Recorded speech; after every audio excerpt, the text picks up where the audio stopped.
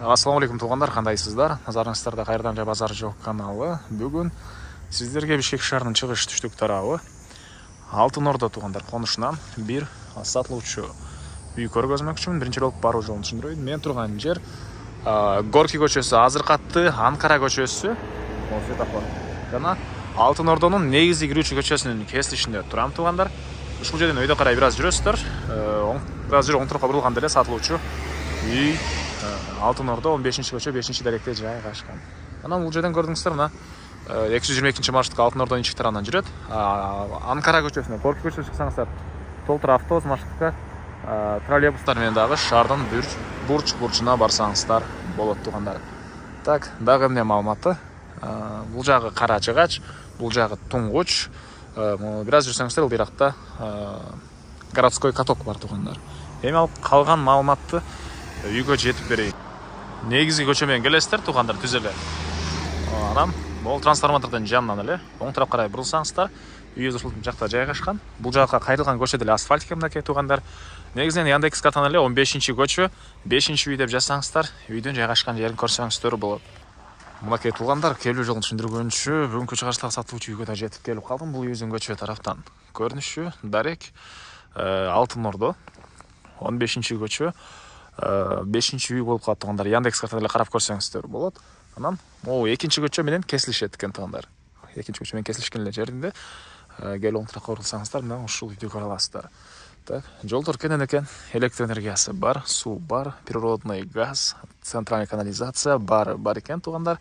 Анан эң эле чыгыш чегара бул жерден башталат. Гараждын дарбазасы, забор, дарбаза жана эң эле батыш чегара мына бул жерге чейин.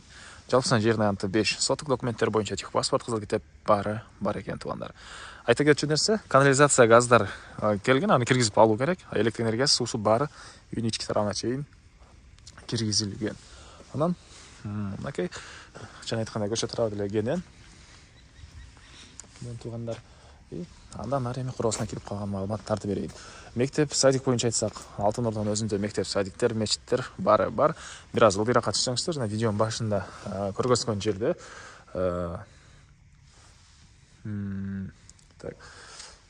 городской каток, жана ошол жерде бир университеттер бар болчу тугандар. Анан бул мына киргениңиздерде алды тарабы чоң мондай навес, ылдый тарабына кенен көп эле машина койсоңуздар болгудай көрүнөт. Анын ылдый тарабына брусчатка менен жасалган. Бул жагында зеленый зонасы, роза гүлдөрү бар экен. Гараждын короо тарапта үйдүн ички тарабынан көрүнүшү. Бул тараптан да кирип чыккан эшиги. Андан кийин бир склад, подвалы дагы бар экен. Үй боюнча айтсак, 150 квадрат метр болгон үй, стенасы толук түрдө бышкан кирпичинен салынып, сырткы утеплять этилип, мына терезелерге дагы тугандар темирден болгон решеткалары баары орнотулуп тур. Сырткы ажаткана бул жагында жана участок жана айткандай 5 соток тегеренте мондай забор менен тосулган тугандар. Бул үйүбүздүн батыш тарабынан көрүнүшү, бул тараптан дагы мынакей бул жактагы өзүнчө эшик менен кирип чыга алат экенсиздер тугандар. Так, дагы эмне маалыматы? Документтер боюнча айттык, кызыл китеп, техпаспорт бар. Район негизинен эң эле жакшы райондордун бири, Бишкек шаарынын чыгыш түштүк тарабында жайгашкан. Так. Андан ары ушундай кенен прихожкасы.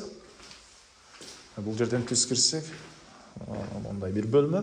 Бул жерден оң тарапка карай кирсек, калган бөлмөлөргө, бул жакка карай түз жүрсөк, бул жерде ондай бир санузел. Чоң айслоо менен суусу жылыйт. Отоплениянын котелу жайгашкан бөлмөсү. Бул жактан да өзүнчө эшик менен кирип чыксаңыздар болот. Бул жерде мынакей ажаткана үйдүн ички тарабындагы. Так. Андан ары бул эшиктен кирсек, тугандар мондай холл. Бул холлдон калган бөлмөлөргө өтүп кете алабыз. Үйгө негизинен бир аз ремонт керек экен. Кааласаңыздар, жашасаңыздар деле болот тугандар, негизинен ремонт кылсаңыздар деле болгодай. Түндүк тараптан терезе, темирден болгон решеткасы, отоплениянын батареялары, полдор баары ламинат тугандар. Андан ары мебель боюнча айтсак, кээ бир мебелдери калат, кээ бир нелерин алып кетебиз дейт тугандар. частично деп коет беле орусча туугандар. Анан могу жерде телевизордун жайы экен, ТВ зонасында бул жагы. Бул жакка карай кирсек кухня, түштүк тарабынан терезе темирдин решеткалары, бул жактан кухонный мебелдер, раковина суу чыгарылган, газ электрический плитасы. Так, дагы эмне маалыматы? Бул тарабында болсо дагы бир бөлмө. Түштүк тарабынан терезе. Анан бул жакта дагы бир бөлмө туугандар. Түндүк тарабынан терезе орнотулган. Ошондой. Так. Анан бул жактагы спальня бөлмө, ар жакта да спальня бөлмө өз-өзүнүн мондай саңыз үчүн расчет алынган эмелер бар экен, бөлмөлөрү. Булар азыркы учурда кладовка катары колдонулат. Ошол эки спальня бөлмөлөрүнүн өз-өзүнчө санузел кылайын деген план болгон экен туугандар. Так, андан ары. Так, дагы эмне маалымат туугандар? Сиздерге бул жакта мындай бош жери. Бул тарабында болсо мындай склад, ылдый тарабы чашка, ылдый тарабында туугандар подвал деле бар экен. Бул жака кирсек гаражга короодон кирип кеттик экен эшиги. Сырттан кирсеңиздер чоң дарбазасы. Так. Үйдүн түштүк тарабынан көрүнүшү. Дагы эмне маалымат туугандар?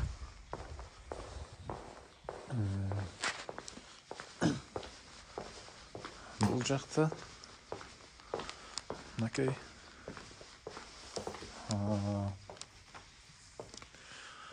очоканасы. Катарынан экөө бул жакта көмүркана окшойт туугандар. Үйдүн арты тарабында деле мына кошунун чек арага чейин кенен ушунча аралык бар экен.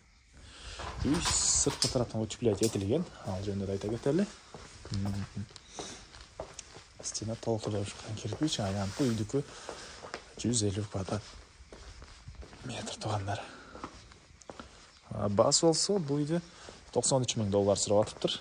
Анан дагы сүйлөшүү болот. Эсинин номери экранда жана описанияда эсител деп жазылып турат. Звонок кылып сүйлөшүп көрүңүздөр. Сүйлөшүүлөр болот туугандар. Анан достор менен, группалар менен бул видеону сиздер бөлүшсөңүздөр, мага бул үй ээсине чоң жардам берген болосуздар. Аны сиздер менен коштошом. Кийинки чыгышка чейин туугандар, саламатта калыңыздар.